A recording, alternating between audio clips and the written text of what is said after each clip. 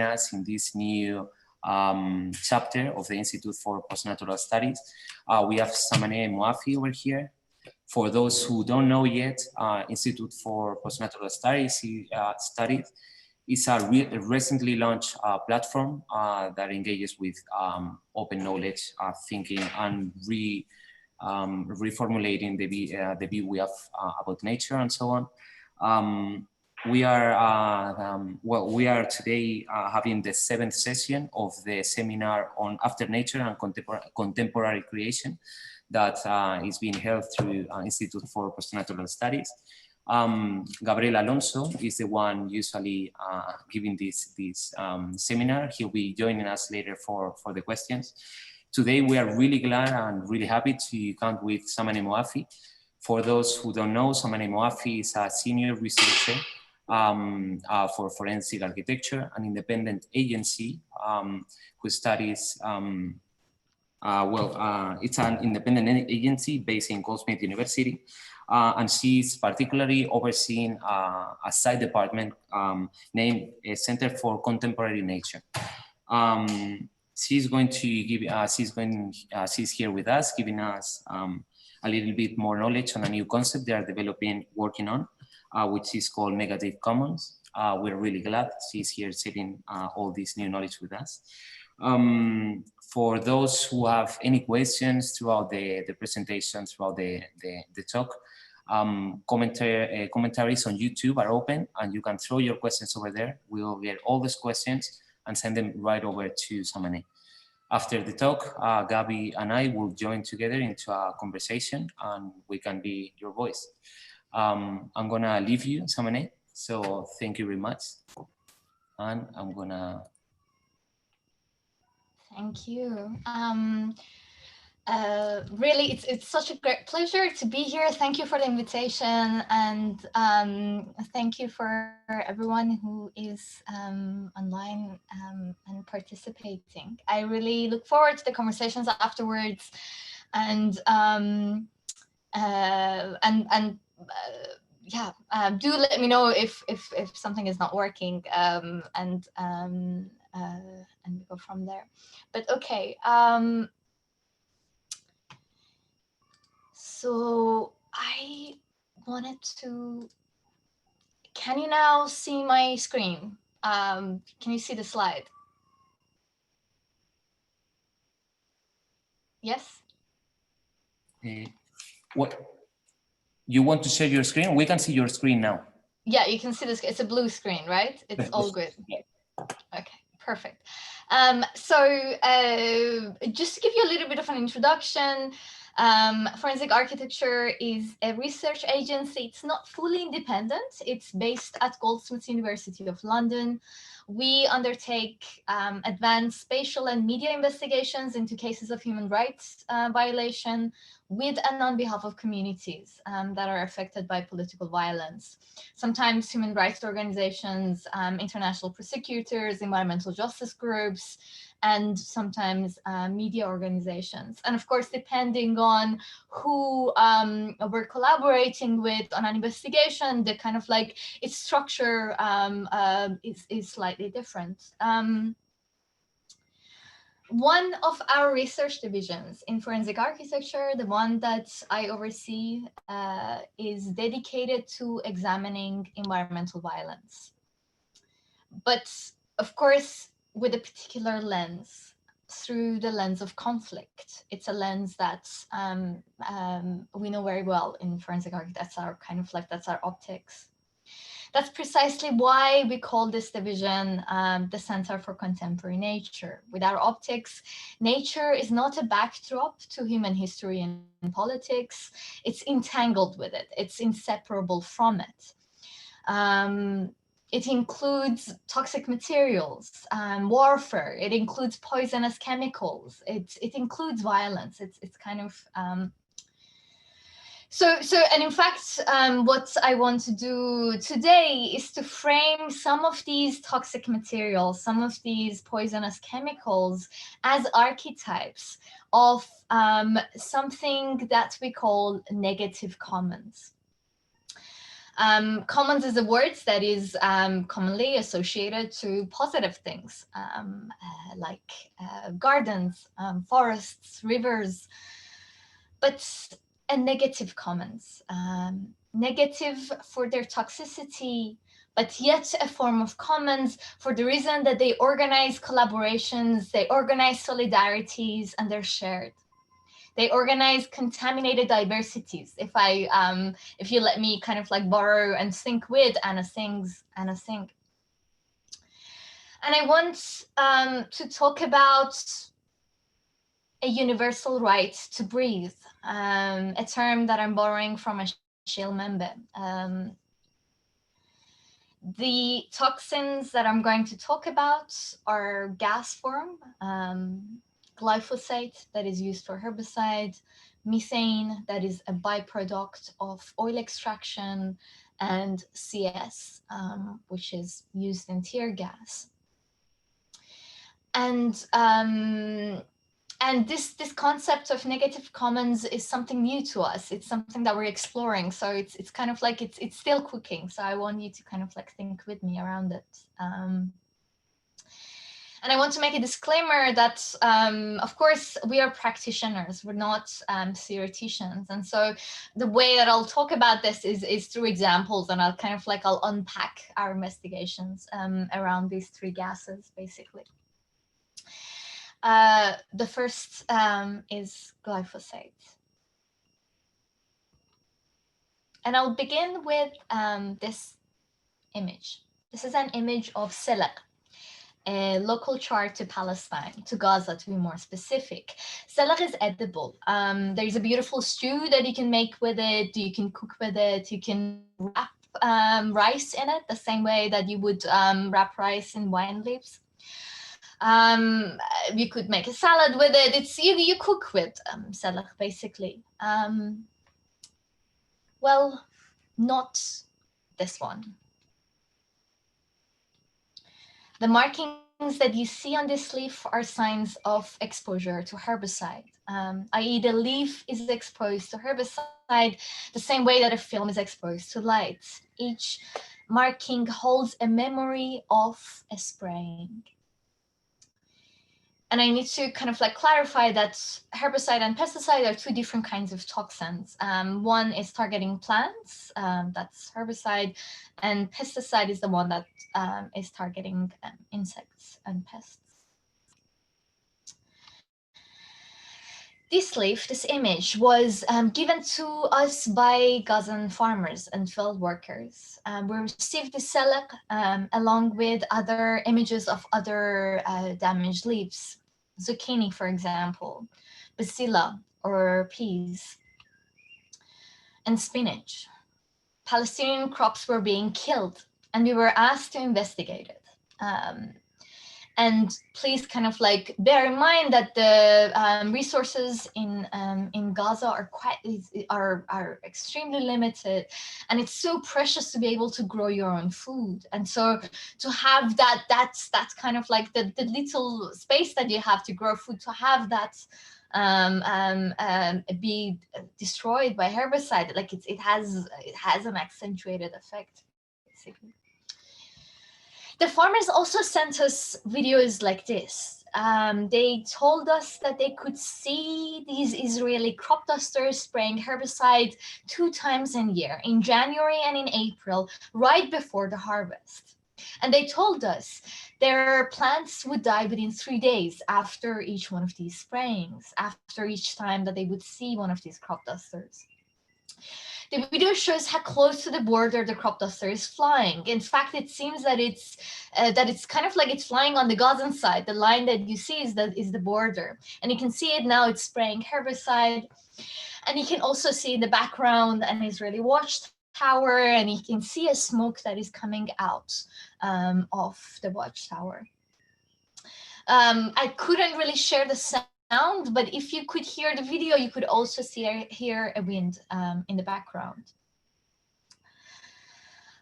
We told the farmers and the field workers that we could geolocate this plane. And we could calculate their paths, their flight paths, using the footage that they had sent us. And if they could send more footage, the more kind of like geolocation we could do for these planes. And if they were harming the crops by crossing the border, we could prove it, and we could take Israel to court because it's a breach of law. And so with that kind of a framework, we entered the investigation.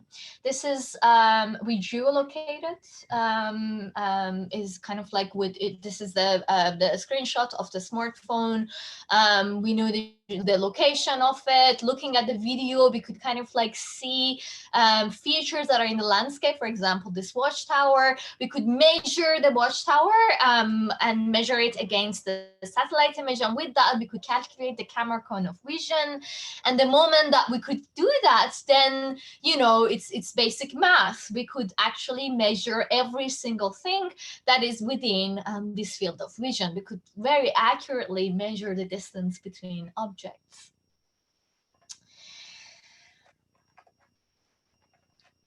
So we did that. We started mapping the path of the plane when it was spraying. We studied the crop dusters very carefully. The duration of each spraying, for example, how close to the ground it was flying. So you can see that it's kind of high up, it comes down, it dips to the ground, and the moment that it kind of like gets to a certain distance from the ground, certain elevation, it starts the spraying.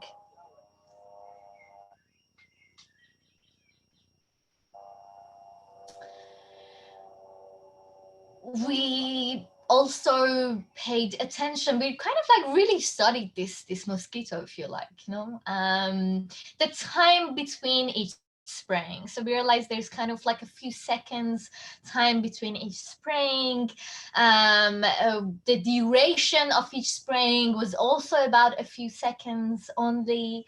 The direction of the spraying was also important. So the planes would not only kind of like go one direction. You can see now that it's going up and it's going around, and it's going to kind of like do a turnaround and come back and respray the area that it was spraying before. So it kind of like goes back and forth. And I also want you to kind of like take a moment and think about the field workers and that are taking this footage, knowing that 3 days after taking this footage, all of their crops are going to be destroyed. This is it. This is kind of like the crops are gone basically. And it's and what could they do? What could they do to stop this happening? They cannot stop this one, but maybe if they film it, maybe if they can take it, maybe if they kind of like if there's a possibility to take it to court, they can stop the next spraying in the next months. Okay, so we checked where all of these flight paths were, the ones that we had mapped. We checked it on in relation to one another and in relation to the border, basically. We learned that they were closely packed together, but all of them were on the Israeli side. So this is, I don't know if you can see my mouse, but this is the border. The white line is the border, and all of them. This is the Gazan side. This is the Israeli side, and all of them are kind of on the Israeli side, very close to the border, but still on the Israeli side. Now, how could this be? How could this be that the spraying was conducted on the Israeli side, but it was the Gazan crops that were dying? We watched the footage over and over again. Not only this footage, but we examined kind of like several footages that were sent to us. It was the same for every case. We watched it again and again until we realized that we had overlooked one detail. We had overlooked the agency of the wind. Was it possible that the wind was playing a role in this story? So we ran a simulation. We gathered the meteorological data of the day, for example, humidity, wind direction, and temperature. And we gave these together with the 3D model of our flight path to a fluid dynamic expert. So the kind of like what you're looking at is a simulation of the herbicide that is sprayed by the planes, and these are the kind of like the droplets. We had realized that we didn't know what happens in the gap between the moment when the toxic airborne particles of herbicide leave the crop dusters and the moment that they land on Earth. Indeed, our investigation showed that the toxic herbicide were traveling up to quite a lot deep into the Gazan side. So the bit that you see, this bit, is the bit that is absorbed by the ground. We ran the simulation for 24 hours. We really wanted all the droplets to sit. So we could kind of like know exactly how far it's going. And you can see, we according to our simulation, the droplets were going something like up to 600 meters into the Gazan side. And the high amounts of toxicity, according to European standards, are the ones that are up to yellow. And that goes kind of like around 350 meters deep into Gaza. We did an FOI on the Israeli state, and we learned that the spraying is advised to occur in the mornings when the breeze is going from east to west. In fact, it's encouraged to check the direction of the wind using all means that are possible. And one of the examples that is given is through the use of smoke. And remember the kind of like the smoke that I showed you in that watchtower in the first footage that I showed you. Indeed, we had overlooked the agency of the wind. And the agency of nature, if you like. The results of our simulation also corresponded with the remote sensing analysis. This is we gathered 2 satellite images, 5 days with 5 days distance, with the herbicidal spraying kind of like happening, and we did an NDVI to understand the kind of like the vegetation that is lost. NDVI is an acronym for Normalized Vegetation Index. And basically what it's calculating is that it's calculating the difference between 2 satellite images. The red areas are areas that have lost vegetation, and the green are areas that are they're not vegetated. It means that they're stable, their vegetation is stable. So for example, if an area didn't have any vegetation, for example, the border itself, it would have been green. And if an area had vegetation and it stayed kind of like green, it would show green. But if areas have lost vegetation, they would show as red. And the darker the red, the more kind of like area that is lost. We realized through these NDVI analysis that this is not an incident that is kind of like specific to here. It's something that is happening all across the Gazan border. And of course, this is kind of like the path of the crop dusters. The kind of like they go all across the border from north to south, basically. Sometimes from south to north. It kind of like depends. So it's not kind of like just the case of Khan Yunis that is losing vegetation, but it's kind of like it's consistent. It's a strategy that is conducted all across the border. Now, let's take a moment and think about the kinds of actors that were brought around this glyphosate. The farmers and the field workers who were photographing their leaves. The field workers who were filming the planes. The architects in Goldsmiths University who were modeling the path of the planes, the fluid dynamic scientists in a simulation lab running the kind of like the simulation of the droplets, the Sentinel and Landsat satellites that are orbiting the Earth, passing through Gaza with a few days of distance, and all of them are seeing the same thing. Right, so these are the kinds of actors that are gathered around this gas. In the court of law, this is precisely what makes something a testimony evidentiary. The more intersection between different kinds of testimonies, the more evidentiary it becomes. And so let's step out of this incident, this spring in the month of April, and look at the kind of like the structure, the larger structure that is in place. When we talk about environmental violence, as our approach to time is important. In Center for Contemporary Nature, in FA, we believe that the slow pace of environmental violence erupts into incidents. And in fact, incidents are entry points for examining and accessing and making tangible larger structures, larger kind of like structural forms of violence that are in place. But it's important to step out and to look at the long duration as well. So for this case, we should step out and look at the 4 years since which for the aerial spraying became the part of Israeli military strategies. And of course, I should say that this is a research that is produced as part of Shirde Moafi's postdoc in forensic architecture. So if we step out, we're looking at, this is an accumulative NDVI.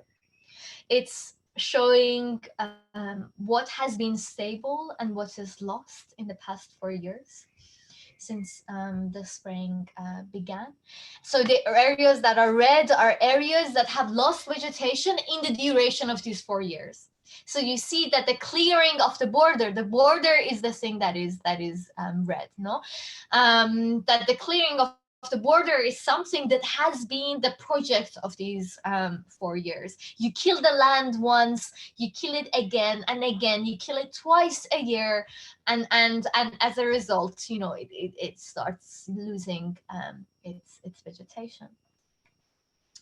The making of the border as, we're looking at the making of the border as an environmental project by changing the environment. But why kill this land? The visibility of this strip of earth along the Gaza border gets mobilized by the Israeli army, where Palestinian civilians are exposed to live ammunition of Israeli snipers. This is the moment when the slow violence of environmental degradation accelerates again to eruptive violence of hundreds of targeted attacks. The Great March of Return, which you're looking at, serves as an example of these moments of acceleration. You see the protesters in an act of resistance, setting fires setting tires on fire to be able to then block the vision of the Israeli snipers with the kind of like the black cloud. This is, of course, in the afternoon, when the wind direction is going from the sea to the land. It's going from Gaza to the Israeli side of the border. So the wind is again kind of like used for an act, towards an act of resistance.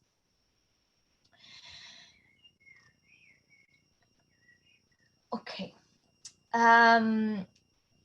So you know, you have one toxic air kind of like occupying, like working with another kind of toxicity in the air, and they kind of like they go hand in hand.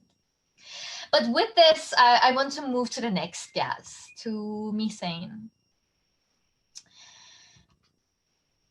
This is a community house in Argentina, in a region that is called Vaca Muerta. This community house, I mean, if you look closely, you can see that it has large windows, so people can look outside.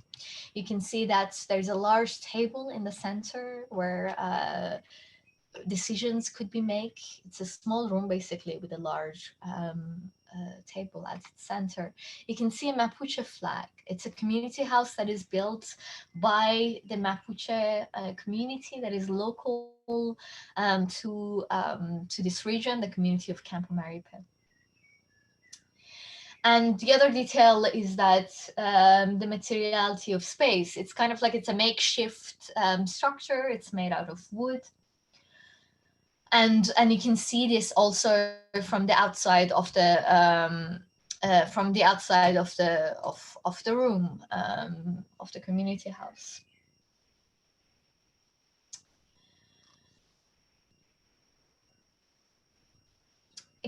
So these images were taken by the community.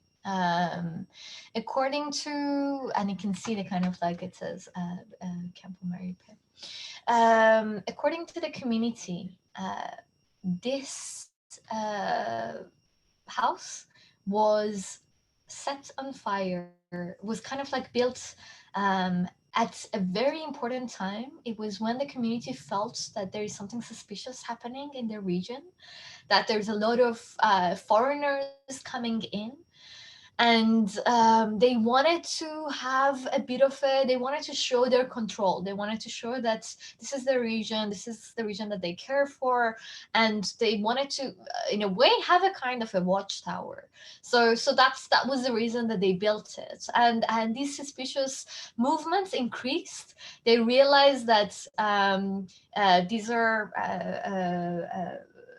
people from Chevron who are coming in to this region, and the idea is that Chevron is signing a contract to begin to help and kind of like begin a fast-paced project of oil extraction in the region. Chevron would be the first kind of foreign oil agglomerate who would enter the region. And so this is all kind of like happening. The day that they're signing the contract, the community goes to the streets, they do a protest, but still the contract is signed. And the day after, the morning after, the community house is set on fire. It's burned down.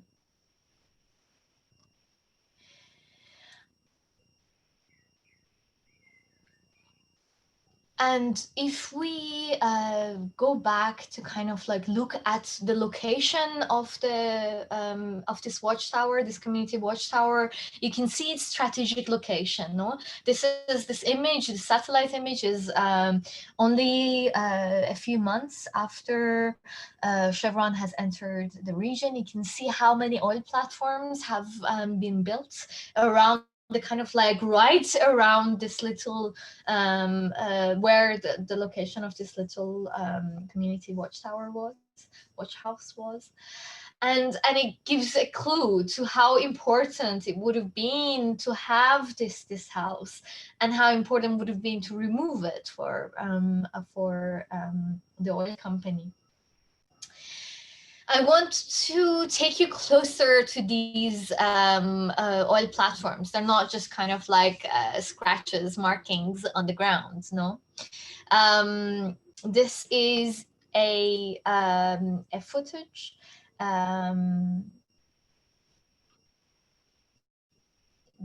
was taken in 2018 by Earthworks from one of these oil platforms. only a few meters away from the burnt community house. It was taken by these footages that I'm showing you. They were taken by an infrared camera designed to register otherwise invisible air pollution and volatile organic compounds from fracking, such as methane, gases that cause headache, nausea, nose bleeding, rashes, birth defects, respiratory problems, and cancer for people who are exposed to them. And of course, the degree of the damage corresponds to the degree with which one is exposed. If you're a driver and you're exposed a couple of hours per month to this gas,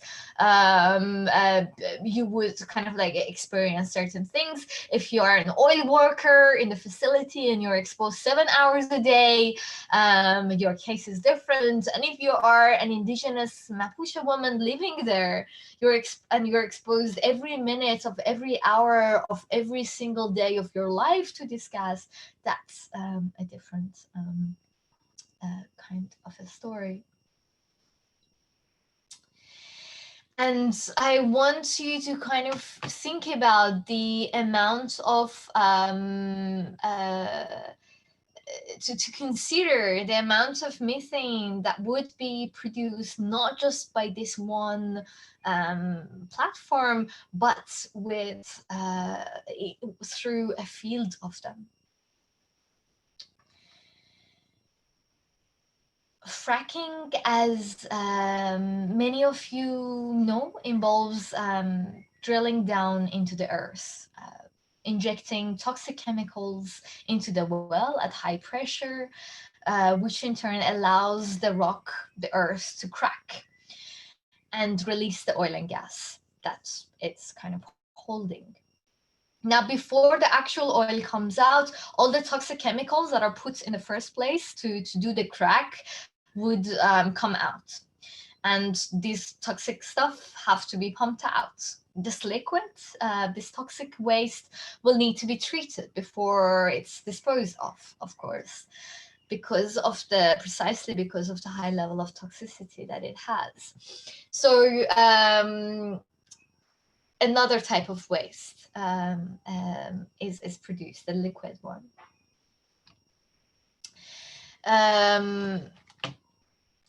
And the waste treatment facility is not kind of so far, it's actually quite close.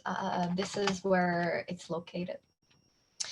You can see that if we do a comparison before and after Chevron joined, you can see a big expansion in the pools that are within this waste treatment facility. And so this is a difference of 4 years. This is 2014 and 2018.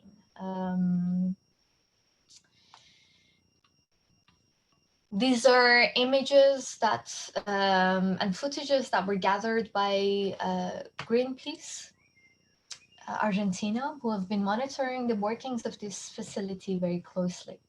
This footage, for example, shows that there is a problem in the way oil is delivered, this waste is delivered, that is simply poured from the truck into the pool from the side, leaving a good chance for a spillage.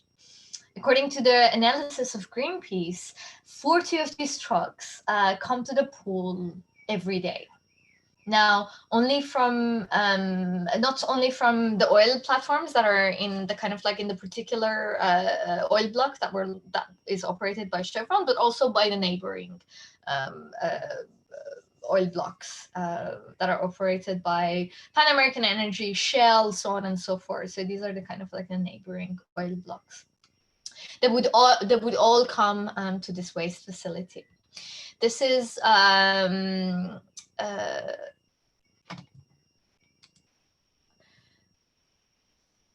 you can see that this video was taken from outside the facility, right? It's by Greenpeace. Now, this is another type of video that was also gathered, but it's taken from within the facility. It's taken by someone who is working in the facility, who kind of like realizes that there is something wrong and wants to and wants to show it. And what you can see in this image is that the pool doesn't have a lining. Basically, what happens is that with these pools, you have to have a lining that separates the waste from the earth. Otherwise, the waste will just kind of like get absorbed into the earth. But there is no lining, as you can see in this footage. And it's important to always think about who is taking this footage and what are they risking in the kind of in taking their footages. And that's why we really treat every footage with the utmost of respect, because we know what people are risking. And so we have to look at each frame carefully, and that's part of our duty in a way.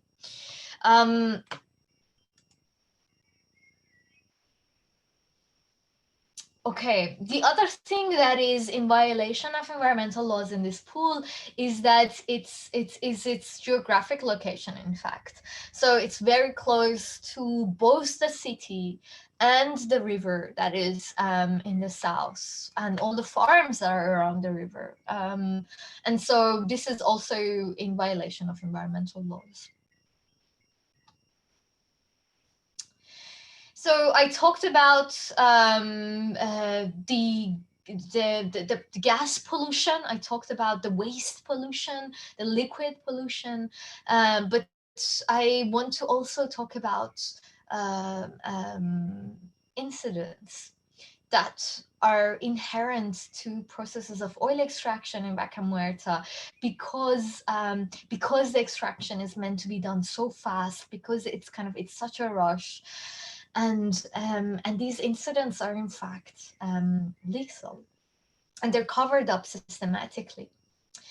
This is an example from an oil leak from August 2018 in a very newly developed platform, actually, La Caverna, which is operated by Argentina's state-run oil company YPF and the US oil services provider Schlumberger.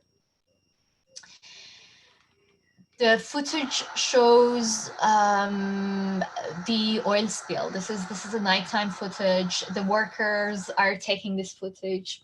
This is another set of images that the oil workers were taking the morning after from their camp. So actually, this is where this is the campsite of the workers as well. This is where they sleep, and you can see the yellow color, the yellow covering, because the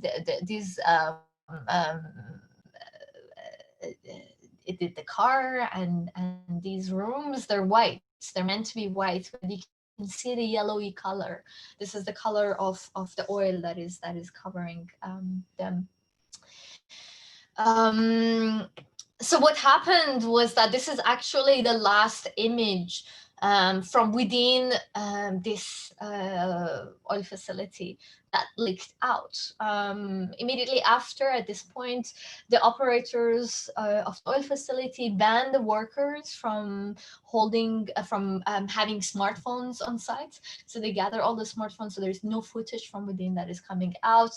There is on that day there was a national kind of helicopter that passes around, and we have this footage from the outside, which is quite kind of like it's showing how far the oil is going. But this is basically the last footage from it. Now, while videos are banned on the ground, we still have the satellite images. And the satellite images can tell a lot about how they dealt with the oil. So you can see that they created these rivers to direct the oil to go down to the river, and that's the way that they kind of like try to get rid of the oil. And that's of course something that they didn't want it to make public. Okay, so then again, you have the eye of the oil worker, and you have the satellite image looking at the same thing, and actually filling in the gaps that they cannot kind of that each misses on the other.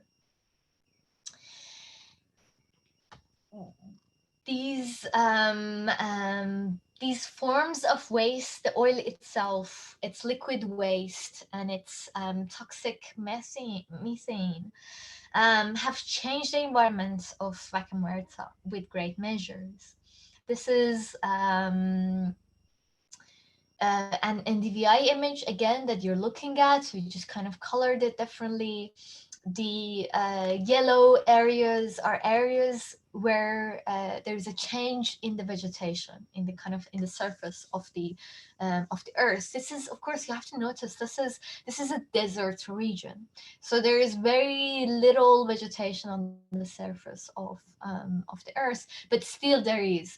And so you can see that there's a lot of losses along the river. In fact, you can see that there is changes here. This is the expansion of the city that we're looking at. You can see that there is the new oil platforms that are built. So you can look at them, you can see them, they're kind of yellowish. And you can see there is losses of this kind of like very light vegetation that is on the surface of the earth here.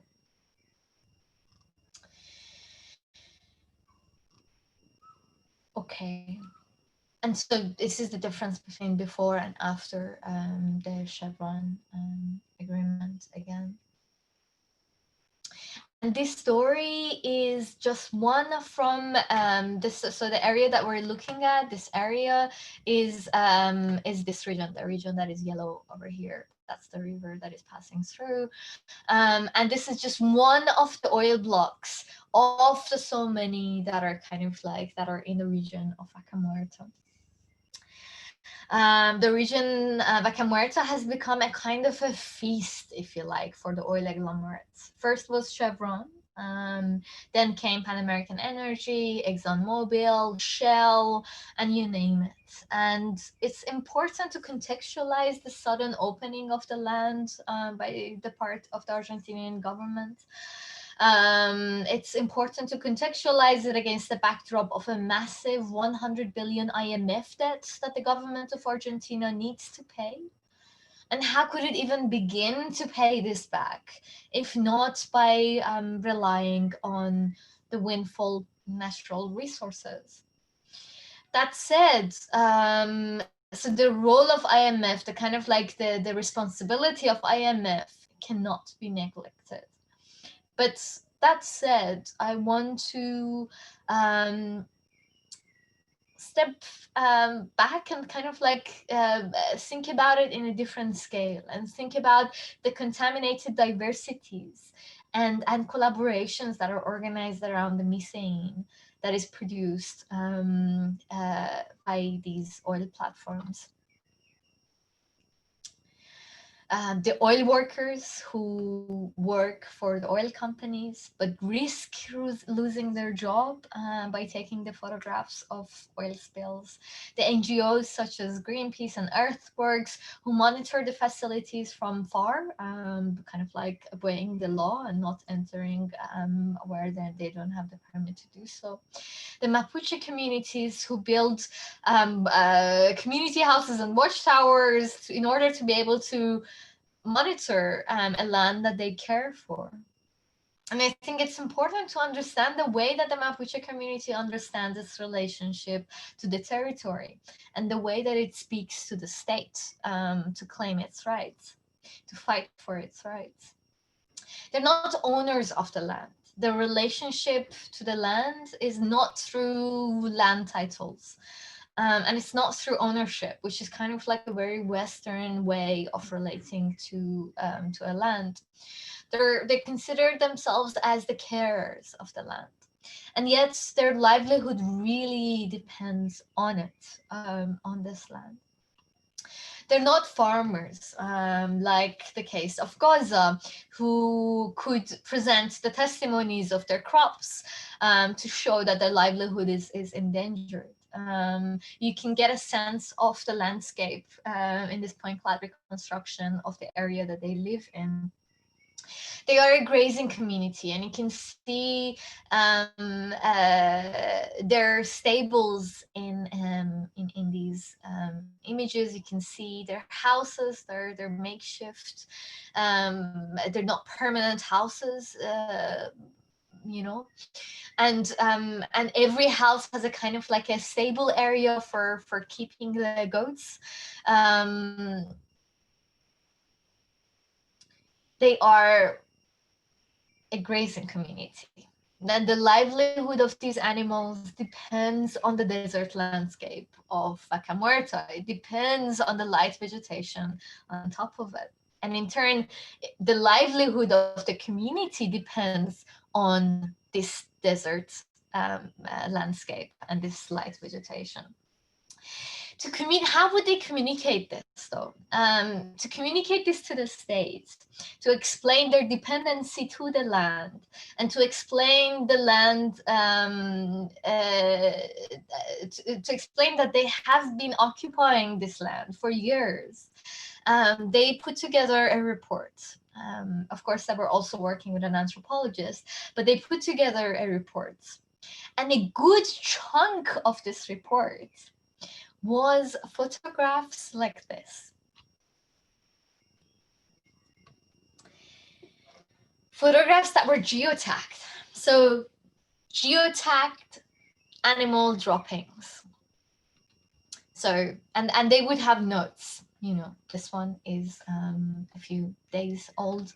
This one is a week old.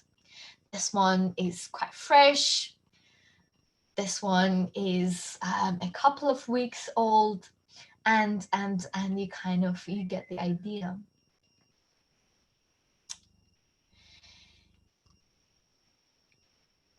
Okay. With the image of the sheds, I want to go to the next gas, the tear gas, and it's something that is in development, this part, so it's a bit more patchy, what I'm going to show you. But for the past couple of years, we've been working with activists worldwide to identify and model different types of tear gas canisters from different companies. So this one is produced by Non-Lethal Technologies, and the images that you're looking at, these are images from Hong Kong, from the Hong Kong protests. So we've been working with activists to gather as many images as are possible, to model the canisters and to model the way that they could change depending on the way that they're used. And we used our model to train a machine learning algorithm.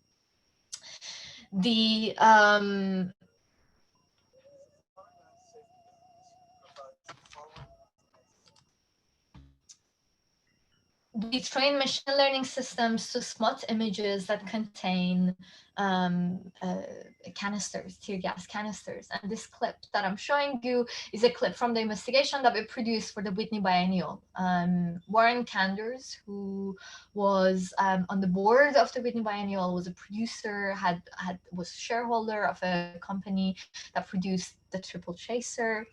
And so we trained our machine learning algorithms to register every image where Triple Chaser could be recognized across the globe. And we could find evidence of its use in the US, in Greece, in Turkey, in Tunisia, in Palestine, and many more places. So in the case of Whitney, we were looking at Triple Chaser, but it's really kind of, it's kind of part of, as I was saying, it's part of a larger research. So this is a footage from the Gaza border. This is exactly the same area that I was showing you in the beginning of the talk. You can see tear gas that is thrown by drones. onto the ground. This is again the Great March of Return, and it's to disperse protesters. This is footage from the US-Mexico border in Tijuana. And you can see that the tear gas that is deployed by the American soldiers is slipping through the border. It's kind of passing through the border to push people away. So this is again part of the footage that we were showing in Whitney. It was triple chaser that was used on the border, the U.S.-Mexico border, and what happened around this, around the Whitney Biennial, was the wave of protests.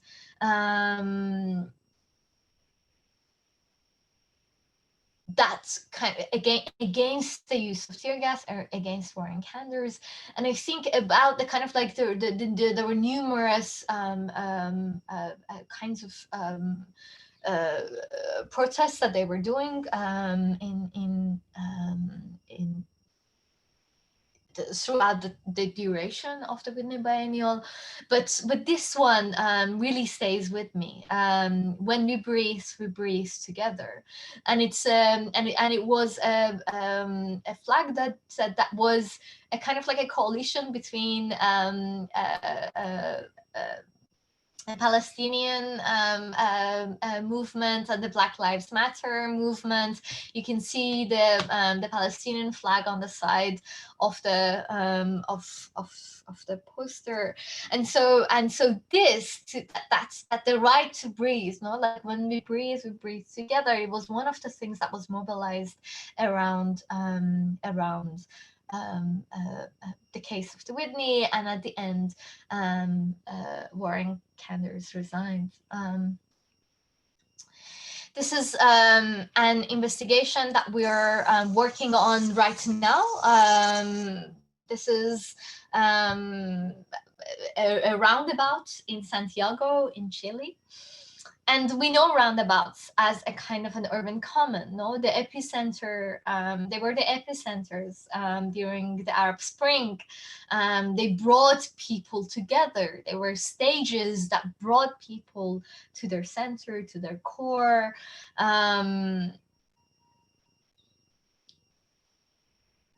And they were again kind of used in the fall and winter of 2019. They were used. This roundabout in Santiago, the central roundabout, was used by the protesters with the same spirit. And what you can see in this footage is this fight between the police and the protesters who want to gain control and take over the roundabout and use it as a stage, as they're coming to kind of as a stage to show their protest, and the police that is using tear gas to push the protesters out. And it's a constant battlefield. I'm playing the video. This is something that kind of like it's over 4 hours of push and pull so at this point the protesters kind of like get quite close to the roundabout. There is both the water, the cars that are pushing water and trying to push protesters out with water, and the pink ones are registering the tear gas canisters that are dropped. We counted a total of 570 tear gas clouds in this single day of protest. So as it gets, we're around 7 p.m. now, and around 7, a small group of the protesters they take over the roundabout. You can see that the kind of the use of tear gas also gets more and more. They try to push them, they kind of like stay, and you know, this push and pull thing, no? Like the canister is thrown, they push it back, again the police pushes it back. So all of these canisters is kind of like they're pushed and pulled again and again. At this point, actually, this is a day where a person gets also crushed between two tear gas cars.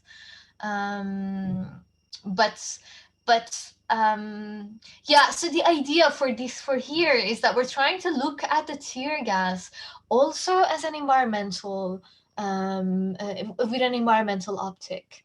So what does it mean if a neighborhood is, because this is a neighborhood that protests were every day protesters were taking over the roundabout. You know, it was like a battlefield for every day, and every day it was being tear gassed again and again. I'm telling you, in this one single day there was 570 canisters. So what would it mean in the kind of like in the larger in the duration of these months?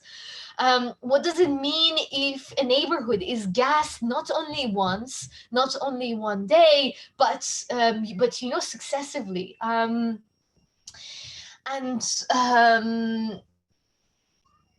And of course, the protests in Santiago were so this is around 8:30, where they managed to take over fully, but then again they're pushed back, and the protests move to another part of the town. But and the roundabout is empty. The protests were recurring again and again, every day, and they would have continued if it was not for the pandemic, the break of the pandemic. This is an image on the first day of the lockdown, where the residents, the citizens of the neighborhood, and also Santiago, are advised to stay in. They cannot come out, and you can see that the president goes to this to the center of the roundabout, and kind of like where it's empty, and poses for an image. And he poses in front of the statue, and we could not look at this image and not think about the abolitionist movement that we have all seen, with the kind of like with the taking down of the statue. So no, this is enough, like no more. And so, you know, with tear gas, I'm sure many of you might have seen that there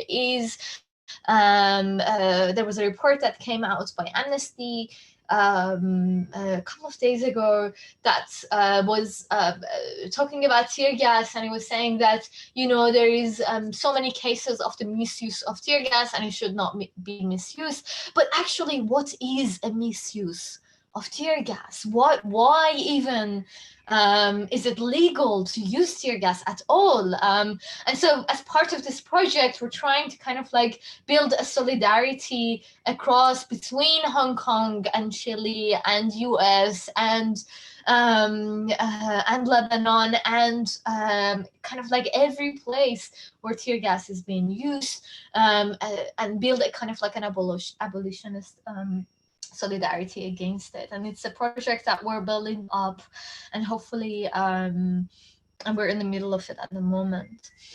But so with that, I thought, I'm not sure how I'm going with time, but I will conclude. And I thought, why not finish with the image of a globe that is emptied of its deserts and forests, its traditional forms of commons. A globe that is left with the thresholds that are constantly pushed and pulled by contaminated diversities. So this is again an NDVI that is looking at 1 year, the areas that have stable vegetation. Again, the forests, the deserts are colored in black. We removed them. The blues are the threshold of the forest, and the yellow are the threshold of the desert. And you can see that they're being pushed and pulled within kind of like within the duration of a year, by nature, of course, by the change in weather, but also by as it moves, also the communities whose livelihood kind of like depends on these move. So anyways, I talked about contemporary nature through commons, negative forms of commons, and the diversities of resistance that are organized around these negative commons. And I hope you noticed that I used scale as an analytical tool to bring everyday life with territorial temporalities into one frame, and to move from the leaf and the goat droppings and the shell of a canister, of a tear gas canister, to territorial borders and desert environments and urban roundabouts. And I stressed on the importance of how we conceive time. The violence of contemporary nature is a violence that is both incremental and eruptive, slow and fast, and in a way expands the notion of violence in the context of neocolonial domination. And so with that, I think I will kind of end, and I think maybe we can, yeah, we can open up to questions. I would love to hear what you think, and yeah. Well, thank you very much, Samaneh. The presentation was amazing. You have given us a really deep, a really interesting look on this contemporary nature. You were talking about this concept of the negative commons. It seems like a far-reaching. It's a really, really deep understanding of the complexities of environment and how we as society, how people are like, oh, okay, there you go. And how we deal and how we like react and cooperate and and how we relate to environment and create an immense variety of actions and reactions. I wanted to, now talking to all the viewers, YouTube's still open for your questions. Right now, I will let you guys have a few words with Gabi, who is the director of the Seminar for Post-Nature and Contemporary Creation.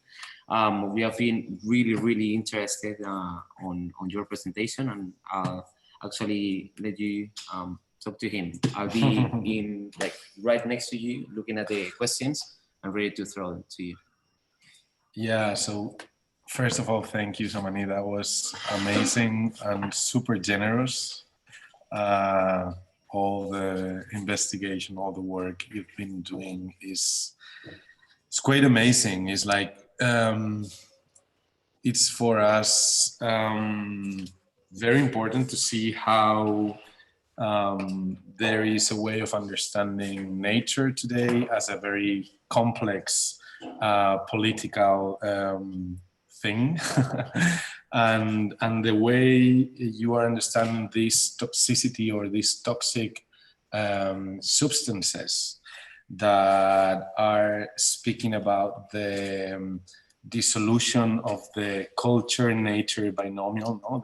Like this is something we've been talking about in the seminar, and this is something that we want to push forward from the Institute. It's like, okay, we have to end up with this idea of nature and culture as something as two separate spheres or worlds, and it's very interesting how this is shown by invisible toxic elements that render these boundary completely, like blur this boundary totally.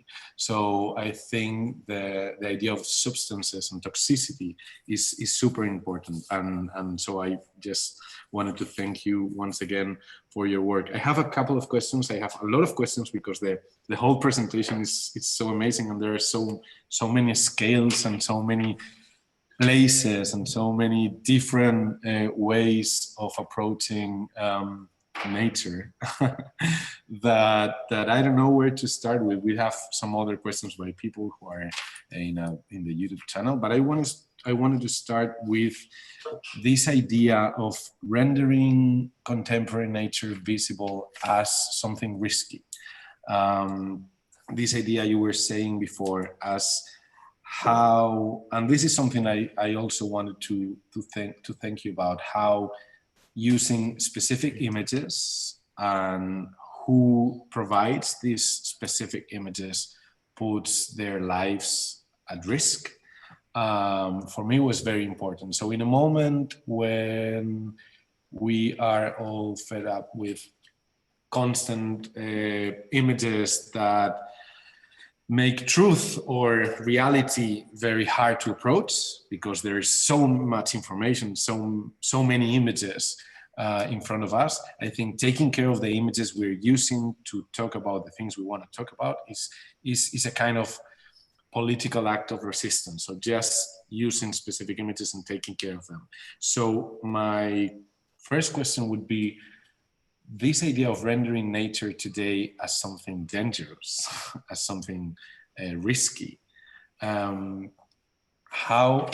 so what does it mean? Does it mean that the territory is not anymore an innocent place that just exists, and that the way we have to approach it, it's so complex that we have to approach risky practices in order to render their complexities visible?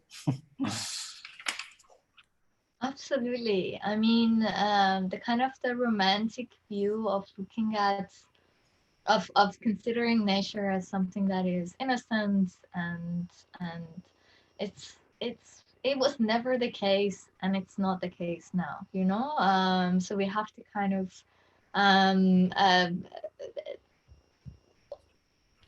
train ourselves to think with nature, to think ourselves as embedded with nature, and as we were not separable, the same way that we're not separable. It's not, as in, you know, there's no it's like it's all of our forms of being. And so and I think the idea to with the negative comments, the idea that intrigued us is that it's not only our dependent, like the way that the relationship between this relationship is not only of like, you know, of this kind of like positive image of a resource that we share and so on, but actually the kind of the toxic forms of nature, the kind of the toxic, the chemicals that would kill us, are also, we're also kind of like organizing ourselves around it. And it's not always in the kind of like, and it's important to not think of it only through the lens of victimhood. No, I mean, it's with a lot of kind of like environmental violence, a lot of it goes around, okay, so, you know, like, this is the victim, these are people who are whose livelihood is endangered, and so on and so forth. But also there's forms of resistance, new forms of solidarity and resistance that are unprecedented, that are kind of like forming around these. And these are the things that we need to amplify, that we need to think with, that we need to align ourselves with. And these are the ways to the future, you know. In a way, it's there's no way that we can go back and kind of like, you know, to a moment where but we need to rethink, we need to reorient the way that we work and the way that we operate in the world. And the way to do it is to just align, to have an eye and understand how What are these ways of organizing? Where are they? How can we align ourselves with? How can we kind of like give them voice? How can we, I think this is where the work is. And I think with us, it's also really important for us because we never do projects on our own. Our projects, because also it always depends on people who are on the field. In some cases, we have field workers that are, as in like we have researchers who go to the field and kind of like, who are doing long-term research on a particular area. But these are few. So we have a very kind of like strong presence in the and work in Palestine. Shirley Moafi is our Palestinian field worker. Our field worker in Palestine. We have in Greece, we have a kind of like a researcher who works in Greece, and therefore we have a kind of like a good. But a lot of our other projects are actually we're not there, and in order to have, but we still there's a very key role that we can play.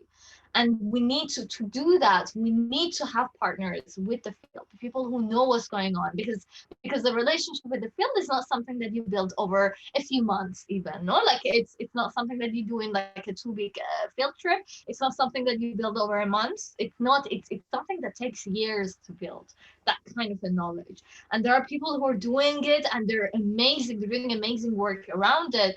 And we could amplify that. That's what we could do. And we could kind of like bring in the gaze of the scientists and the gaze of the satellites and the gaze of the the architect, like all of these. We could bring that's exactly that's building the intersection is the work that we do. And I think, and there's and like that's why it kind of like it really, this idea of like building solidarities, building, working, aligning ourselves with, this is kind of like at the core of a lot of our work.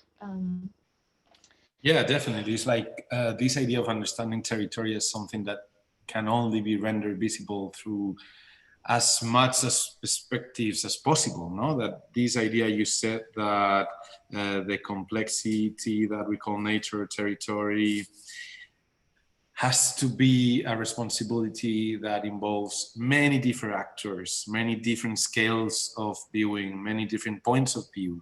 And I think that's a very, very important way of understanding how nature has to be taken care of by a lot of eyes, no? Like all the eyes, as many eyes as can be looking at the same situation would have a better view. So that idea for me, for all contemporary approaches towards nature or territories is super important. And I wanted to ask you, so there is a question regarding this point that someone asked. I'm gonna drop it because it has to do with this idea. So there is Carol who is asking, well, first thanking you for your time and saying that it was stunning. And he has this question, like in places like Gaza and its complexity, we have seen that there is some collaboration with local farmers, but do you work with local researchers too? I think you somehow answered these questions. And he asks, do you have any kind of local collaboration or do you develop your work just through your team? I think you already answered this. Absolutely. I mean, so in the case of all of these cases, we have local collaborators. With the case of Gaza, it's very special. I mean, it's very dear to us, especially kind of like because a lot of the history of forensic architecture back in time, it kind of like it was born by looking at the colonial violence, the Israeli. So that's, and so it's a very kind of like important site for us. As I said, Shirley Moafi is a researcher that is specialized on Gaza. She goes there quite a lot.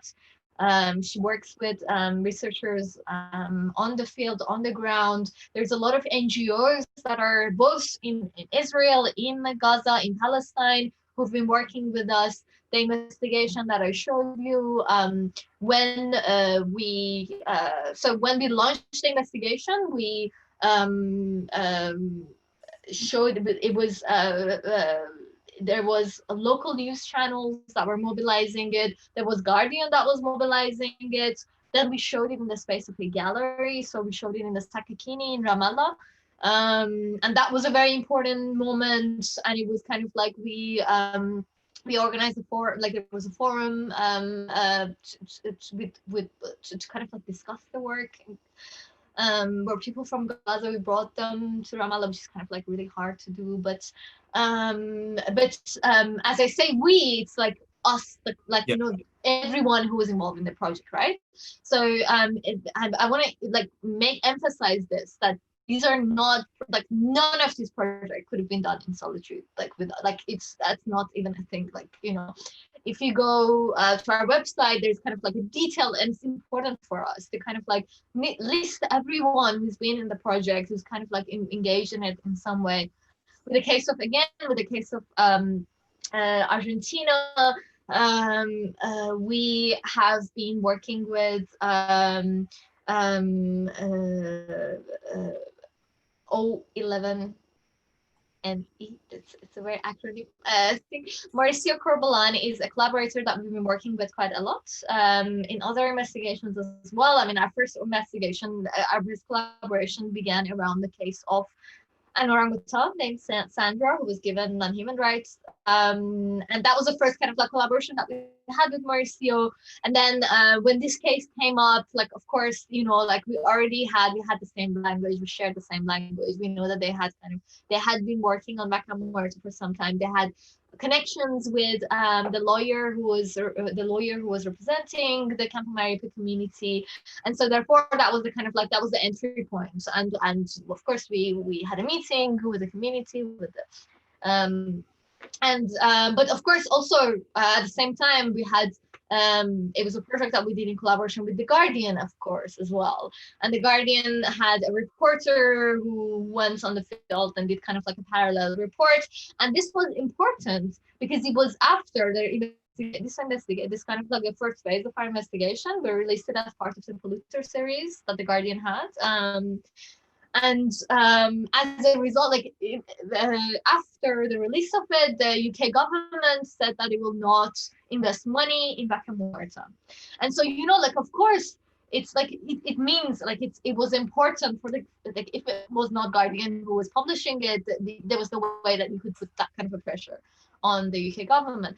And so, so, you know, like the bigger it is, the number of collaborators, the kind of like the more you can mobilize the work and the more meaningful the work can be.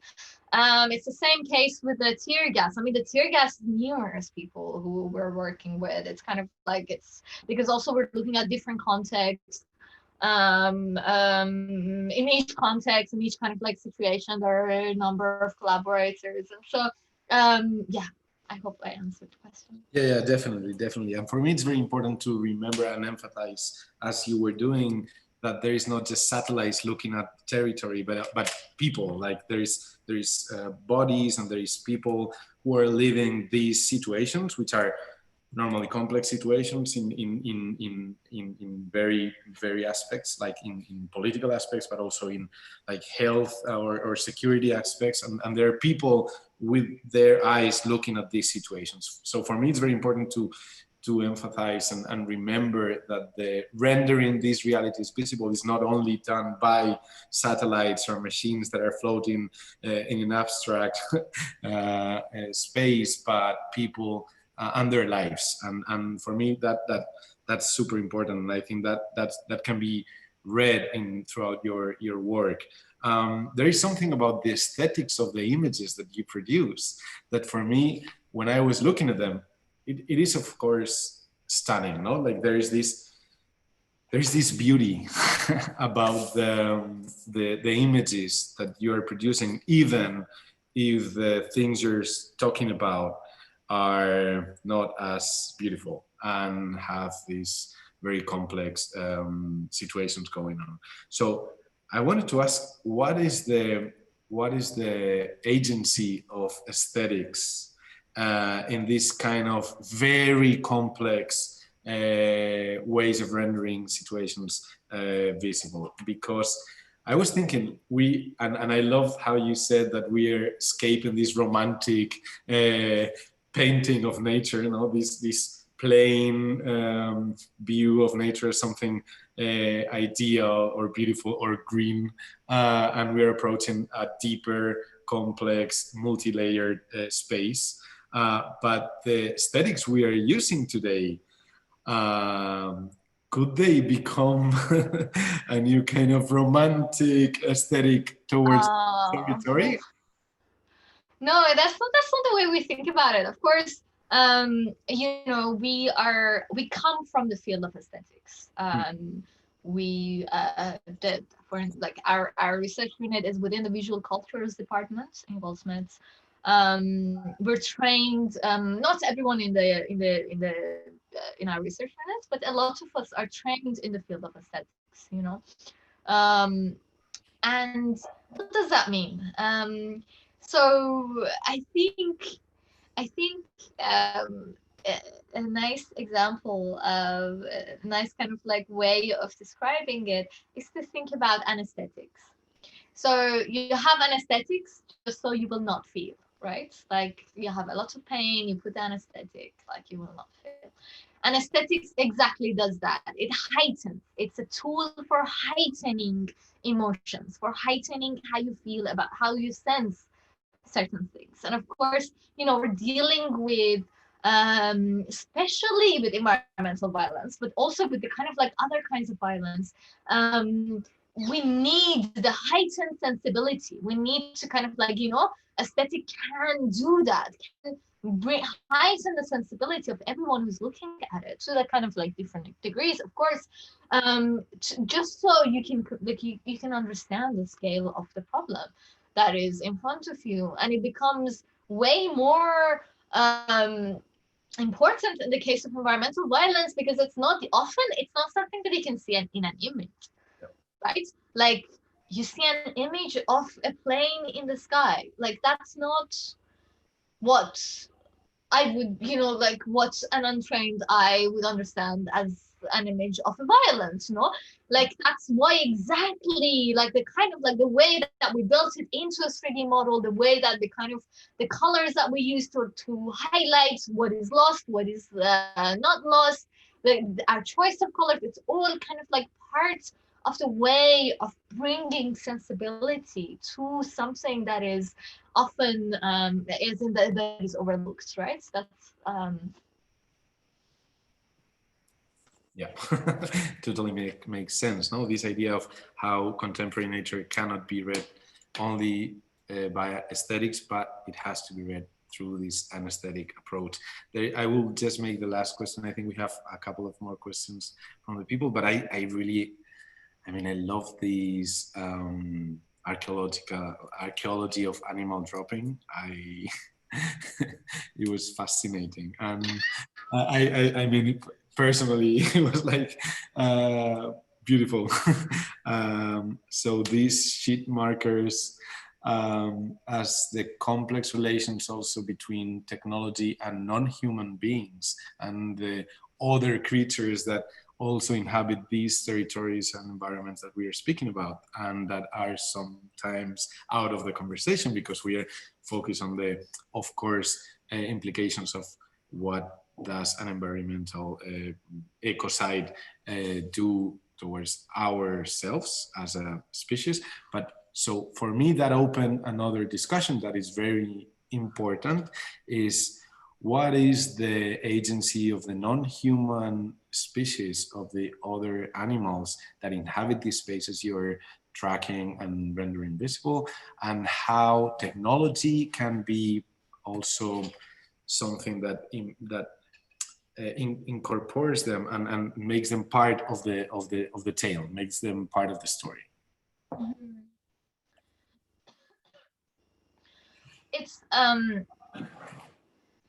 It's like with the case of the animal droppings, it's not only, you know, like also you realize that this is a way of communicating with the state. Because the state does not understand any other, like, you know, it doesn't understand your other ways of explaining how you relate to this territory, right? That's also like a common language in that kind of a way, like that, in that kind of an angle. But yeah, I mean, in terms of ecocide, it's something that it's not one of the investigations that I showed here, but I want to actually just pull up an image and show you, because it was a very important image for us. Just, if you give me a second. So we were working on the 2015 forest fires in Indonesia. It was a case that was brought to us by FIPGAR. It was a collaboration that we're doing with FIPGAR, which you might know of. Foundation Balthazar Carson's and so the idea was to look at the forest fires as a case of ecocide, and we weren't kind of like for quite some time. I mean, for some reason my page is not loaded. For some time we weren't quite sure of how to deal with it, how do we describe ecocide and what does it mean. And it was really this image. I'm just gonna do like a little share screen.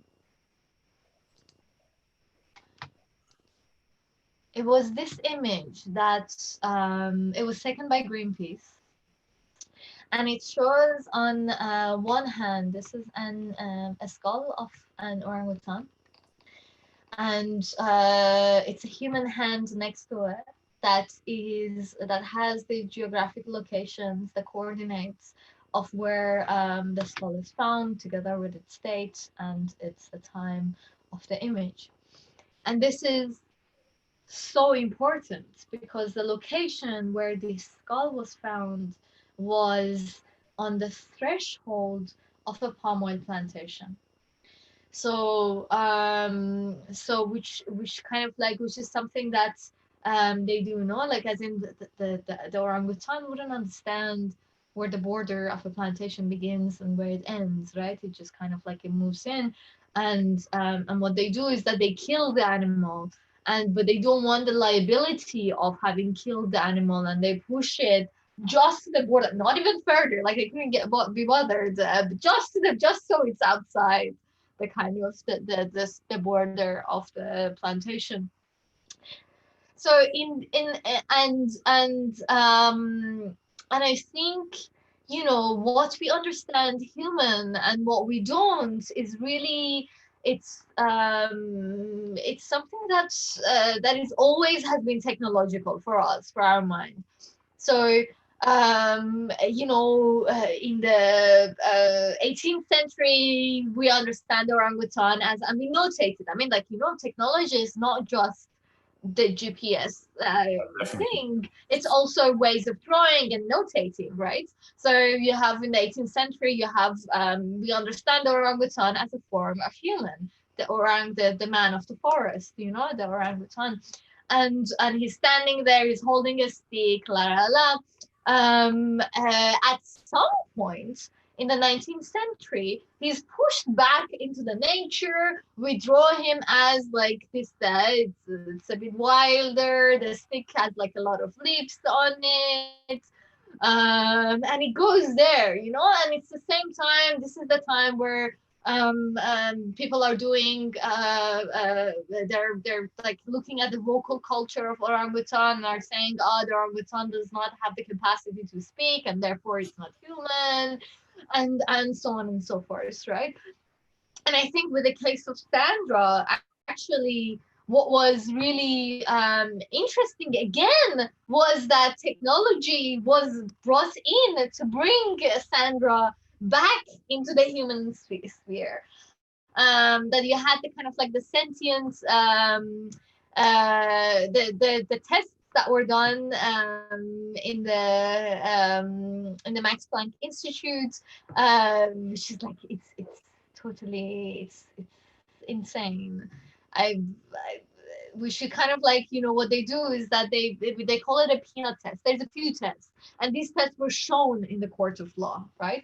In the courts that was in Argentina. But so what they do is that they put like a peanut in this tube, and the orangutan wants to have the peanut. It can't reach it, and it knows there's like a water on the side. So it goes, pours water in his mouth, brings it to the tube, pours water into the tube until the kind of like and it tests in the middle to make sure like, is it enough? Is it enough? Can I take it out? Until it kind of like it manages to come high enough that it can reach the peanuts, and it eats it. And this is again, I mean, this is a laboratory environment. This is problematic by nature. Why do we put an orangutan in a laboratory behind a kind of like a glass wall, and we do this experiment to understand whether it is sentient or not? Like, why do we have this relationship to begin with? But it's the way, but we're so kind of like, you know, if this is the way, then be it. Like, if this is how we can understand, how we can communicate to ourselves in the courts, then be like, what do you do? And if you make one crack, then maybe there is a possibility for things to break afterwards, right? Yeah. Yeah, I mean, the images are breathtaking. But yeah, definitely. I mean, understanding that we need to make their voices as loud as possible to the people in charge of the decisions. It's super important, even though the images and the procedures are so complex and old-fashioned. But there are a couple of more questions. There is a question by Leandro Navarro, and he is asking, how are the cases in court advancing? Is justice responding to the evidence brought by this new imaginary and research-based art? And he just tells you that your work is admirable, an authentic counter-strike to the constant misuse. So much to learn about these tactics from a civilian point of view.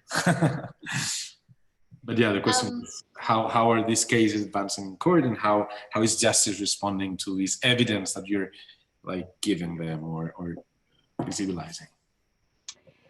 I think, I mean, in general, there is a good kind of like proportion of our cases that are going to courts, and it's kind of like essentially we build towards it, right? That's kind of like, but the court is one of the forums that we use. That's, I mean, I'm just saying something basically about the way that we operate. So forensics is the art of the forum. It's about bringing evidence to a forum and communicating it to others, and kind of like, you know, organizing a form of knowledge around it that is shared. That's what forensics is. Now, the court of law is, of course, one of these forums, but there's other forums that we operate in. There is tribunals, for example. I'm just like you doing a thing, but then also there is social media, there's like the capital media, there is galleries, there's exhibitions. These are all forums in which a shared form of knowledge can be formed or can be discussed and contested. You know, like it's these are forums where you can contest an understanding of something. So with that in mind, that like let's have that. The thing with environmental violence is that our legal systems are still extremely behind in understanding it, in having the ability to address it. It's we have a lot of work to do to build the legal vocabulary around which, and the kind of like the forms of liability that can be useful. I mean, ecocide, it's still it's a beautiful kind of like, it's a very powerful concept, but it's very rarely that it's been able to kind of be brought to a court. It's very rarely.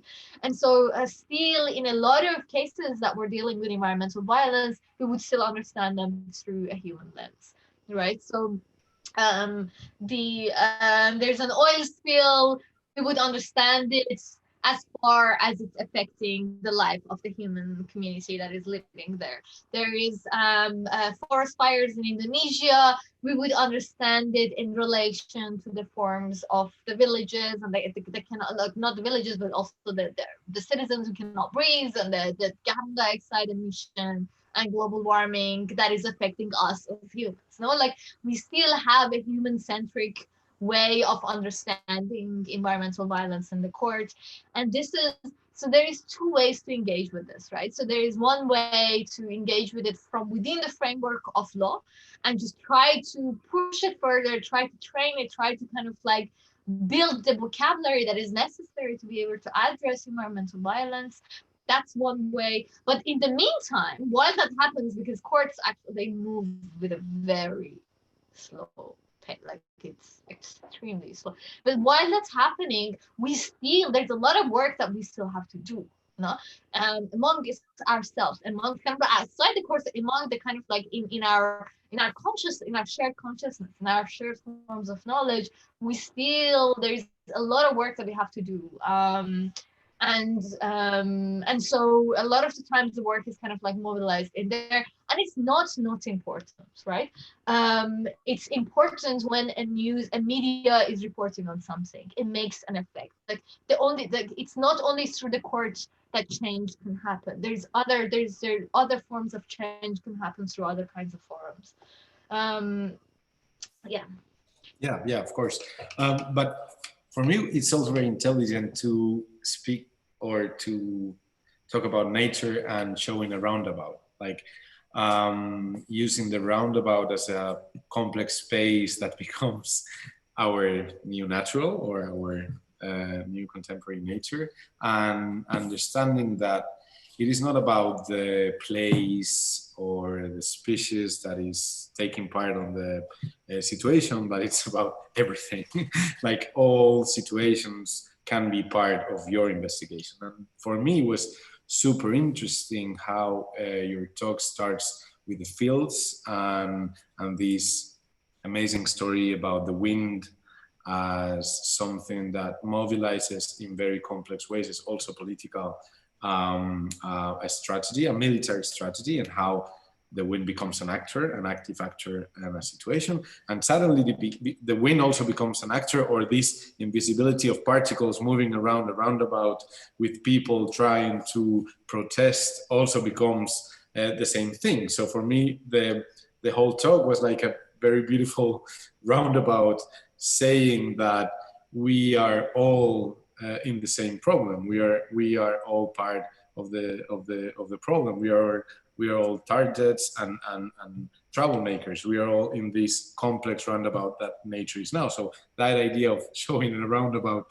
speaking about nature, for me is super important, really. And the image of the.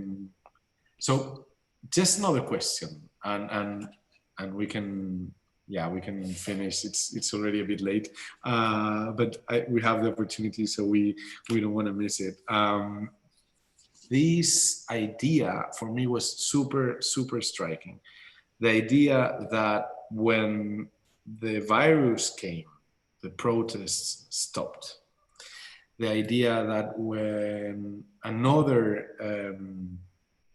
situation, invisible, complex, that also has to do with other forms of life. I mean, this would be a very complex conversation, but I think it's important to see how when there is fear, when there is a fear about something that is happening, there is another thing that stops. No, like when the COVID starts, all the protest stops.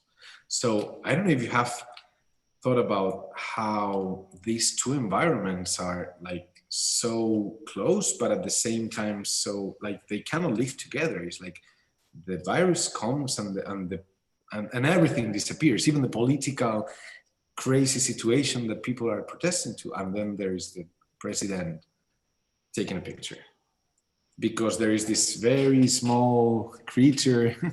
you know what I mean? Like there is for me, it was a very, like, I don't know what to think about that. And I don't know if you have thought about the current situation we're living in, or how this has also become very political, and how this, we are investigating in the Institute, how as the virus is invisible, all the information that has been created, that has been done, rendered, all the graphics, all the, is a way that we have to make it visible somehow. So yeah, it's just a question about how are you dealing, or if you started dealing with the super complex situation we are living now. Yeah, I mean, of course, there's we have it's as you say, no, like it was there was a strong wave of protests that were happening in Hong Kong, in Argentina, and in Lebanon at the same, like that's right before the pandemic, and they were going really strong. And there was such a sense of possibility of change, because we had not seen movements that strong before, you know, like there was so much hope, and there was so much shared knowledge that they had with each other, you know, like they would borrow, the protesters would borrow strategies from each other and so on. Internationally, and it was really beautiful. And then the pandemic hit, and of course a lot of states took this as an opportunity to suppress any model of resistance that existed. But you know, with but it took a while. It took a while to stay in, and to kind of like, because everyone feared, no, like when it's it becomes so basic. It becomes about it becomes about life, like just staying alive. Like you just. But I think what happened with the pandemic was also the wave of Black Lives Matters that just rose up and took over globally, like in an like again in a scale that we had not seen. We had and the protesters, I mean, like, you know, in London, I don't know, but in London, there was such a sense of solidarity, like the kinds of protests that I had not experienced before in the city. So strong, so kind of like sober, and clear about what it is that their demand, that the demand is, and what is being asked, and the kind of like the abolitionist movement of the kind of the pulling out of the statues, of like these are strategies that we had not seen for a long time, right? And they're being mobilized, and they're contagious the same way that the virus was contagious. These are contagious. You have a statue in like Bristol coming down, and then it goes the next day, it's in the US, and then like it's beautiful. So the same way that I think state violence is contagious, the same way that the states learn from each other, and the same way that you have commercial companies like non-lethal technologies selling its tear gas to Hong Kong and Chile at the same time, and globally, you have also forms of resistance that are contagious, that borrow from each other, that are kind of like, you know, and I think, you know, like it's important to stay and to amplify the voice of resistance. That's where hope is, you know, that's the way to the future. And in that sense, it's very, I mean, for me, it's important to understand that reality has become viral itself. It's like everything, every movement, everything that moves today becomes viral in very complex ways. And seeing that as an opportunity to, and as an opportunity to spread resistance, to spread other points of view, to spread things that is amazing, but are coming now, but it's like, okay, we we're asking for something that we should have been asking forever. Like in Madrid, we see people in the streets. Like last weekend, it was beautiful and at the same time sad that it was so late. Like, okay, we are in the streets, we're all together, but really, is it June 2020 that we are asking for this? That we do still have to ask for this? But at the same time, I think it also comes with the idea that we have a responsibility, because every act is part of a very complex viral movement of information, of things, of views, and of lives, and of corpses, and of ideas. So yeah, this idea of that contemporary nature is viral, contemporary nature is complex, contemporary nature is information and is anesthetics, and depends on these anesthetics that you're showing. Yeah, it's very important. So just to end the conversation, thank you so much for being with us today. Thanks for having me. It was a very, very amazing experience. And thanks to everyone who listened and who stayed and for the questions. There's no more questions on the YouTube channel, but Leandro Navarro is telling everyone. Well, thank you, Samaneh. It was very nurturing. I think we can all agree on that. And also Marianne Hoff, which is Chilean, is giving you, writing quite a few thank yous. I think she's especially grateful for you mentioning the whole situation in Chile, the whole roundabout. It's amazing that pointing out that intersection that defines nature in a roundabout with canisters different times. And she's saying that, so Marianne is also, she's doing a residency, writing residency in the Institute. So I'm super happy that she's here in the YouTube channel speaking with us.